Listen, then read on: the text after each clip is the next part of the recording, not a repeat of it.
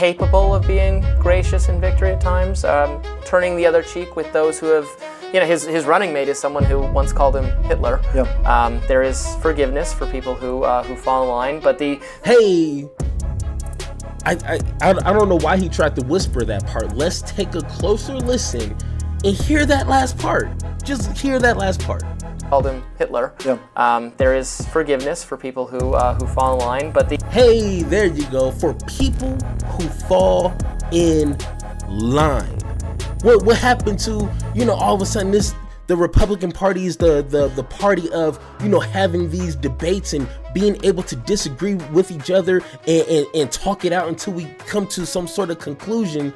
No, you're not going to get that forgiveness until you fall in line. So when it comes to critiquing the Democratic Party, which, trust me, we all have 1,000,001 ideas on how we believe the Democratic Party should be approaching X, Y, and Z issues on X, Y, and Z topics. Like, trust me, everyone has their own opinions. But when it comes to political correctness, which in my opinion, which I've been a victim of it too, until, a few days ago where, I heard, this video, which we're about to get into, kind of talk about political correctness and Donald Trump. And trust me, the definition of political correctness has been overly used, and trying to fit Donald Trump into that definition is not the same. Because there's political correctness, which we're about to get into the actual definition, and Donald Trump being racist and just saying stupid things. Those two are different conversations. Political correctness, the definition of it, refers to the practice of using language, policies, or actions that aim to avoid offending or marginalizing particular groups of people, especially those who have historically faced discrimination or disadvantage.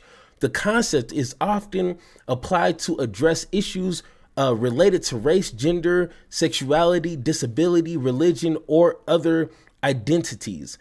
Once again, that is totally different from trying to be careful of the words that you use or phrases or policies that have been historically focused on discrimination or marginalizing certain groups of people here in America. That's a conversation we should be having, not Donald Trump being a natural idiot, uneducated, racist, bigot, just saying stupid things. Those two are not the same. So when I hear people saying, the Democratic Party needs to be more, unfiltered and not worry about political correctness, and they mention Donald Trump, it's like, you don't know what the hell you're talking about. Hence, Charlamagne the God. And when it comes to the Democratic Party and messaging, those are, once again, once you dig a little deeper, those are two different conversations, because there's two fractions of the Democratic Party. In my opinion, you have the liberal messaging, and then you have the progressive messaging. And those two get conflated too many times. So when people say, what's the messaging or what's the purpose of the Democratic Party? What's their identity? Well, you got liberals and then you got progressives. Which one are you listening to? Because if you're listening to both, then you're going to be confused on what do they stand for, and just to break it down, because this is a channel where we actually learn something and not just gossip. Okay. When it comes to liberal messaging, and this is just my 4 key points. Let me know in the comments if I'm off or if you think something should be added or taken away. But my 4 key points of liberal messaging is focusing on incremental changes within existing systems, emphasizing individual freedoms, diversity, and personal rights, appeals to moderates and seeks broad consensus, and advocates for pragmatic economic policies to expand opportunities. Just based off that, if there was no progressive wing of the Democratic Party, that would seem understandable. But of course, not enough, which is why I'm a progressive. And in my perspective, the progressive messaging calls for transformative changes to dismantle systematic inequalities, centers on social justices, equality, and collective responsibility, frames issues with a sense of urgency and bold actions, promotes policies that focus on economic redistribution and economic reform. I just had like 20 different other things I could have added in there, but that's like the 4 main ones that I would see, like a Bernie Sanders, AOC, Jamal Bowman, Cory Bush, a lot of other people. That's 9 times out of 10 what you're going to hear. And to add on to that, a wealth tax and economic redistribution, climate action, universal health care, free college and student debt cancellation, criminal justice, and police reform. That's what the Democratic Party needs, in my opinion, needs to be focusing on when it comes to messaging, not being a Donald Trump who's just saying racist, uneducated nonsense. That is the opposite of what we need from the to give to the American people. And before we get into the video, here is a quote from Angela Davis, which once again hits home. This is timeless type of quote right here. She says, "I think the emergence of a new movement that challenges global capitalism and look for alternatives is so important. Socialism is the only way to challenge the insidious ways in which capitalism exploits people and the planet." Hey, don't argue with me, argue with the facts. Breakfast Club host Charlamagne the God has been hitting Dems hard. He even believes they could learn a thing or two from President-elect Donald Trump's brash approach to politics. Let's listen. Donald Trump shows me what's politically possible. Trump shows me what presidents can do if they want to do it. Donald Trump shows me what can be said if you are willing to say it. It's not about what can't be done. It's about who has the political will to do it. I don't want to hear a peep from Democrats about nothing until they get the say what's really on their mind in regards to this country and this world. Trump doesn't care if it sounds ridiculous. Trump doesn't care if it makes sense. It's no political correctness whatsoever. As I've been saying for years, the language of politics is dead, and Donald Trump killed it. Period. So once again, like, I know Charlamagne, like it's some weirdness sometimes when he gives his opinions, especially when it comes to critiquing the Democratic Party in a MAGA like talking point type of way, like, which is I'm going to get into in another video. But he's not wrong that the Democratic Party wants, or one needs to find their identity, like we just talked about. But then, like a Bernie Sanders, have the balls to just say it, not being afraid that they're going to call you a socialist or woke, or they're already going to call you that. DEI and all that BS, like, they're going to do that regardless. You need to embrace it. And the opposite of Trump, like, you need to stand on principles, priorities, and don't be ashamed to stand on it. And that's where Democrats fall apart, because then they try too hard to say the right things, and they miss out on so much substance. So I do kind of understand, but once again, I think it's more of a identity problem in who people are listening to, because that's what made Bernie Sanders so energetic. That's what made people look up to people like Bernie Sanders, because he stood on principle. He's been standing on principle, and he's not ashamed to say it. But of course, the establishment, has something else to say. Within the past week, Trump has amped up his brash calls for acquiring Greenland, the Panama Canal, and even Canada. Let's listen. I can't assure you, you're talking about Panama and Greenland. No, I can't assure you on either of those two. But I can say this, we need them for economic security. The Panama Canal was built for our military. I'm not going to commit to that now. It might be that you'll have to do something. Look, the Panama Canal is vital to our country. It's being operated by China. China. And we gave the Panama... And I've mentioned this in my video where I specifically talked about this speech here in Greenland, but it is so obvious when America and this capitalist machine that they just need to suck up every resource from every country just for themselves. This is a code word for, we just want to take what we want. So they say things like, our national security. This is vital to the American people. Wait, you didn't mention this throughout your campaign. Oh, now all of a sudden you want to create a war, which you said that you wasn't, which people who defended you said that you will never do. But now you're saying, you know what?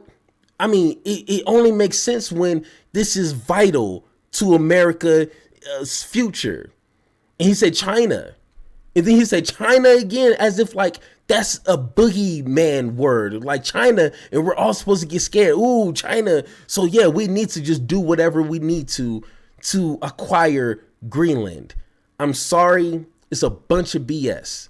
But yeah, hey, that's what happens when you vote for someone and not ask questions. But hey, we're here now. Canal to Panama, we didn't give it to China. Canada and the United States, that would really be something.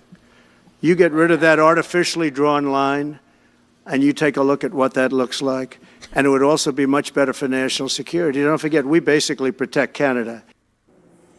Yeah, it seems pretty clear that Donald Trump's brash style, whatever you want to call it, has caused him very little negative political consequences, and in fact is what a lot of people like about him. You can even say it's a political strength. He has just succeeded in the most remarkable political comeback in history, not by being less brash at all, although I would say that he is a little bit more disciplined in certain ways, maybe not in his calm strategy. But. So this guy right here, like, God bless his heart, but like, I've been watching him for a while now, and it's just the same regular BS that comes out of people like him.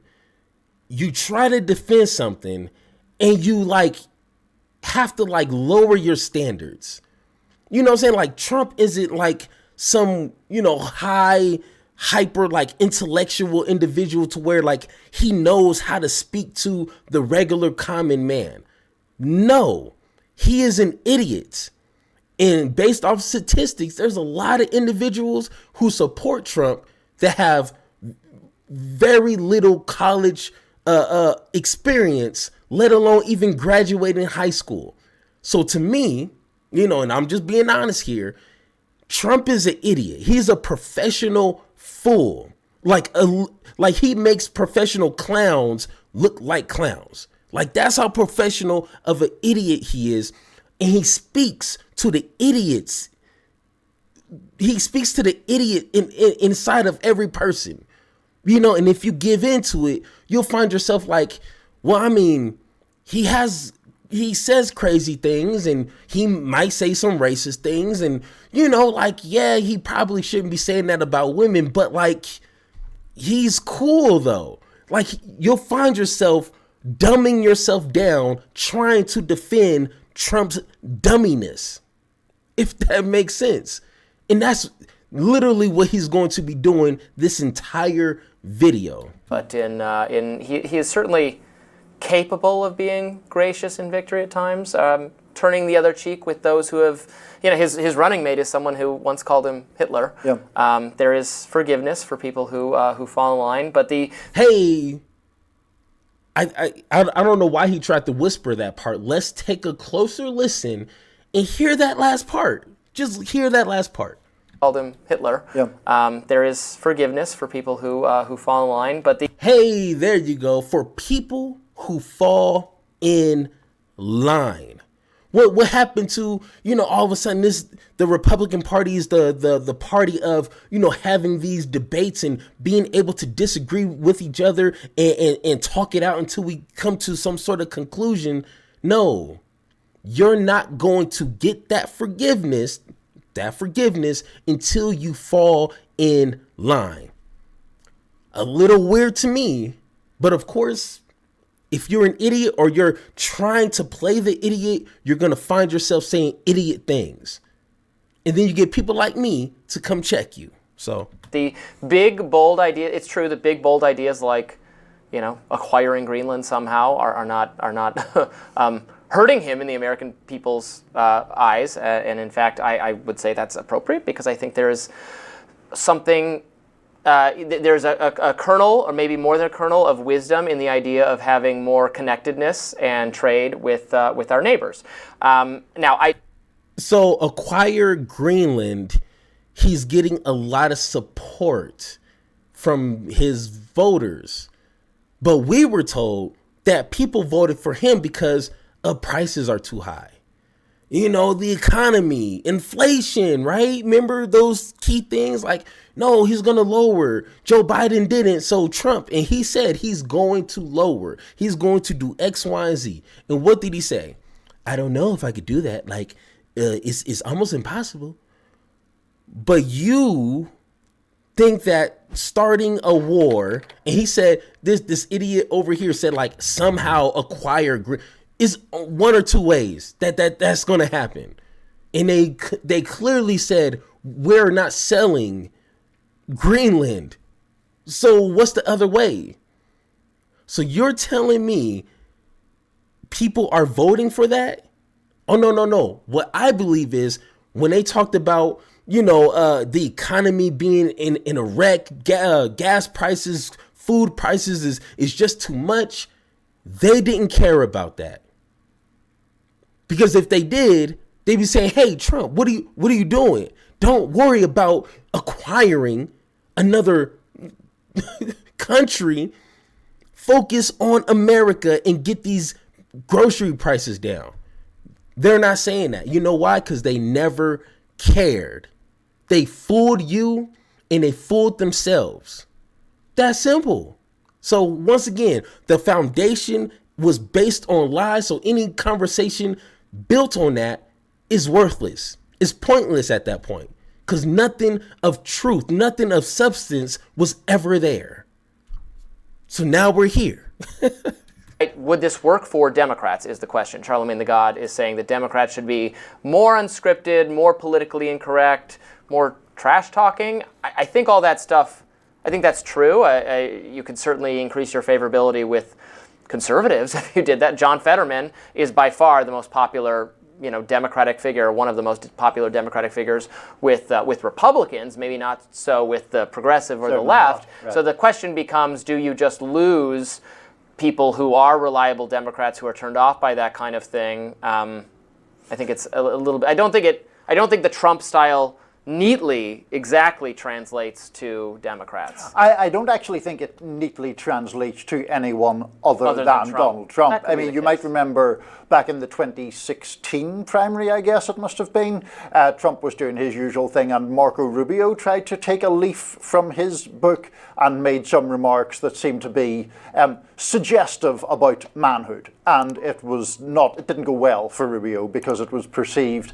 that he was inauthentically getting down in the muck with Trump and that it just backfired on him. Charlamagne the God's point, it seems to me, is about how Trump has been able to move the parameters of acceptable debate. And I think that is something that right-wing populists love and that liberals feel a kind of revulsion for, or at least a very strong opposition to. And so something like the famous elevator ride it would have been 2015 before the 2016 election, where Trump launching his campaign, started talking about Mexico sending rapists over the border and language like that. That was, at the time, considered to be disqualifying for a candidate. It was never going to work. A short time after that, there were the remarks that Trump made about John McCain being a prisoner of war in Vietnam. And again, lots of us in the media said, well, that's never, you can't survive that in a Republican primary. And Trump survived all of those things.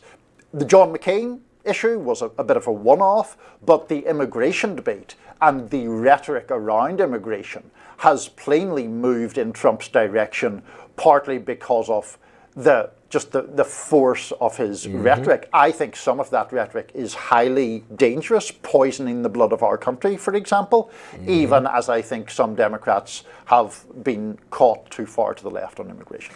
Well, yeah, look, not... And once again, like he makes a great point. It might be a little tweakness here and there, but the Democrats don't need to copy paste of what Trump is doing. Trust me, Trump being a racist and a fascist and insert word here, that's enough. Trust me, that's enough racism to last us a few years, okay? Let's not do that.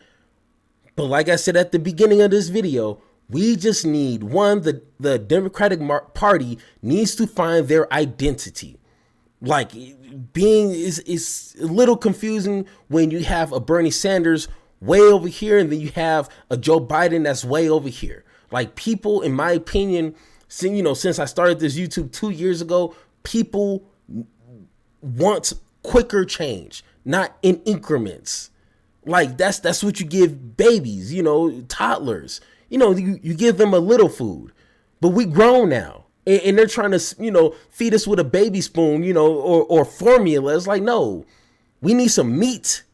We need some meat and potatoes in these policies. Not that Similac. You know what I'm saying? Not that, mama's milk. We need some actual fat policies that will feed the general American people. And hey, that's the people, the Democratic Party need to find their identity and figure out how to get that relayed to the American people. We don't need another dummy speaking like a dummy. Like, you can be your authentic self, like myself. Hey, I'm gonna use myself. I don't try to be a Michael Eric Dyson or a Cornel West, using all these, 6-syllable words every third word. It sounds good, but that's not who I am.